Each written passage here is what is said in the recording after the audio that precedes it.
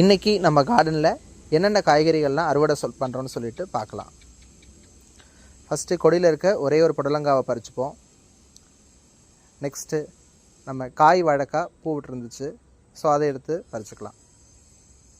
அடுத்ததாக கொடியில் இருக்கிற அவரைக்காய் பிஞ்சுகளெல்லாம் பறிச்சிடலாம். ரொம்ப சின்ன பிஞ்சுகளாக இருந்தால் அப்படியே விட்டுட்டு ஓரளவு சமைக்கிறதுக்கு தகுந்த காய்கறிகளை மட்டும் நம்ம பறித்து எடுத்துக்கிறோம். சீசன் குறைஞ்சிருச்சு, ஸோ காய்களும் காய்க்கிறது குறைஞ்சிருச்சு. அடுத்தது நம்ம தோட்டத்தில் இருக்க காசி தக்காளின்னு சொல்கிற நாட்டு தக்காளிகளை பறிச்சிடலாம். ஏன் காயாக பறிக்கிறேன்னு நினைக்காதீங்க, எலித்தோலில் தாங்க முடியல ஃப்ரெண்ட்ஸ்.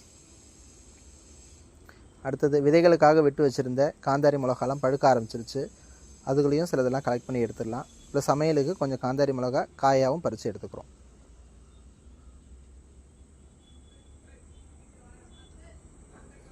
அவ்வளோதான் ஃப்ரெண்ட்ஸ், இதுதான் இன்றைக்கி நம்ம தோட்டத்தில் அறுவடை பண்ண காய்கறிகள்.